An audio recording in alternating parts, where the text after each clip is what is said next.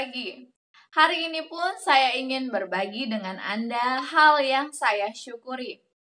Beberapa hari yang lalu, tiba-tiba saya mendapatkan chatting lewat inbox dari Facebook yang menyatakan bahwa seorang pembeli yang pernah membeli barang di toko online shop saya ingin agar barangnya dikirimkan.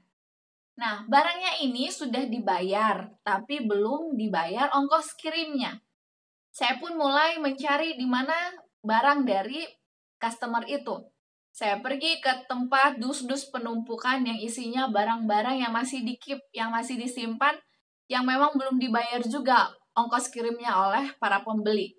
Saya mulai mencari yang mana barang-barang dari orang tadi. Saya temukan ternyata plastiknya itu ada di paling bawah dari dus penyimpanan. Saya pun mengambil plastik itu. Waktu saya mau keluarkan barang-barangnya, salah satunya adalah ada beberapa boneka di sana. Tapi ternyata lembab bahan bonekanya dan baunya apek karena lembab itu. Mungkin karena saking dinginnya, karena sering hujan beberapa waktu ini, jadi membuat bahan bonekanya ini jadi berbau. Wah, saya mulai khawatir. Gimana ya? Ini barangnya sudah dibayar, tinggal dikirim. Orangnya pun mentransfer pada saya ongkos kirimnya. Lalu ketika saya dapati bahwa ini ada masalah dengan barangnya ini, saya pun harus jujur. Jadi saya berdoa pada Tuhan, Tuhan saya serahkan semuanya ke dalam tangan Tuhan.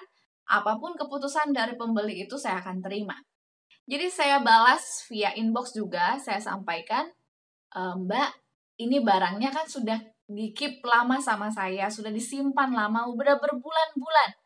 Dari tahun lalu, sekitar udah hampir 6 bulan lebih disimpan di sini. Nah, masalahnya, bahan bonekanya ini sempat basah, saya juga tidak tahu kenapa. Mungkin karena situasi lembab, sering hujan di Batam pada saat waktu-waktu tertentu. Jadi, gimana Mbak? Saya tawarkan pilihannya, saya akan refund, saya akan kembalikan uang sejumlah barang-barang yang basah. Atau saya akan berikan bonus tambahan sebagai bentuk permohonan maaf saya. Puji Tuhan, mbaknya itu membalas, nggak apa-apa kak, kirim aja, yang penting masih bisa saya cuci nanti ketika barangnya tiba. Karena dia pun menyampaikan seperti itu, saya semakin lega dan bersyukur kepada Tuhan, orangnya ini nggak marah sama saya. Saya pun cepat-cepat cuci dulu, bonekanya saya cuci dulu, saya keringkan juga pakai hair dryer supaya dia betul-betul kering. Dan saya packing, saya kirimkan lewat ekspedisi yang sudah dipilih oleh pembeli. Ternyata cepat sekali barang itu sampai, hanya sekitar 2 hari pengiriman. Saya sangat bersyukur kepada Tuhan, di mana Tuhan melembutkan hati dari pembeli ini. Respon dari dia pun cukup baik karena dia juga menyampaikan terima kasih untuk bonus yang sudah saya berikan. Saya rindu Anda pun dapat memiliki hal yang Anda syukuri. Mulailah dari hal-hal yang sederhana, yaitu hal-hal yang kecil. Mari kita lanjutkan bacaan renungan pagi kita hari ini di tanggal 14 Juni dengan judul Kebiasaan berhati-hati menjamin kesehatan yang baik. Ayat intinya tertulis di dalam Yeremia 30 ayat yang ke-17. Sebab aku akan mendatangkan kesembuhan bagimu. Aku akan mengobati luka-lukamu, demikianlah firman Tuhan. Sebab mereka telah menyebutkan engkau orang buangan, yakni sisa yang tiada seorang pun menanyakannya. Penjelasannya, pikiran tidak cepat aus atau rusak bila mana sering digunakan untuk belajar keras. Tidak seperti halnya memakan makanan yang tidak sehat pada waktu yang tidak tepat, dan perhatian ceroboh pada hukum kesehatan. Makan dan tidur tidak teratur melemahkan kekuatan otak. Rasul Paulus menyatakan bahwa barang siapa yang ingin berhasil mencapai standar tinggi kesalehan harus bertarak dalam segala hal. Makan, minum, berpakaian semua memiliki dampak langsung terhadap kemajuan rohani kita. Kesehatan adalah berkat yang dihargai oleh sedikit orang. Banyak orang makan di setiap waktu tidak mengingat hukum kesehatan. Kemudian kesuraman menutupi pikiran.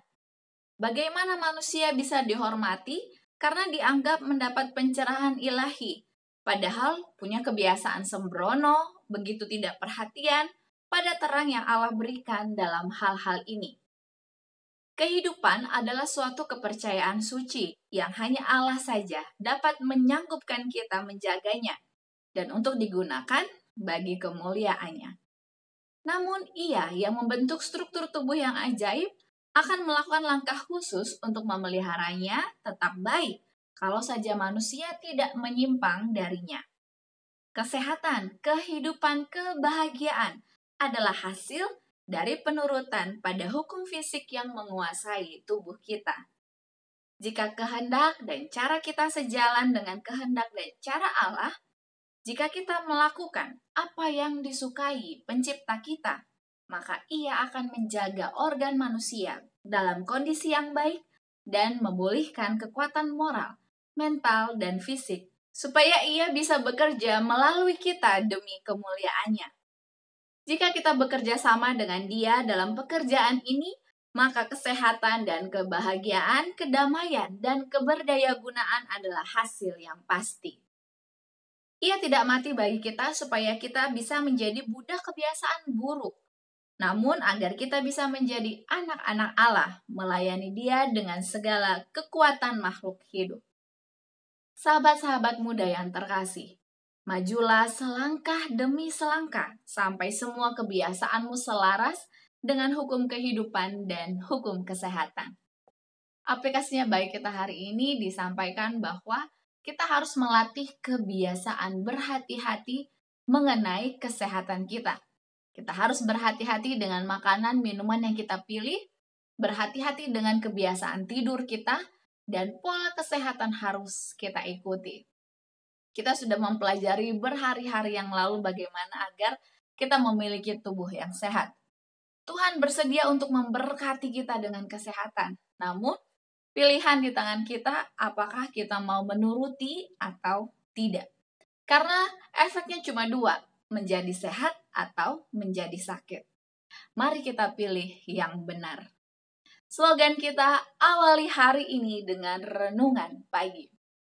Dan menjadi pokok doa bagi kita, biarlah Roh Kudus dapat terus mengingatkan kita, agar setiap nasihat dan informasi yang baik yang kita dengarkan dan kita baca, tidak berlalu begitu saja, tapi itu boleh menjadi informasi yang berguna bagi kita, bahkan itu dapat menjadi prinsip kehidupan kita dalam menjaga kesehatan.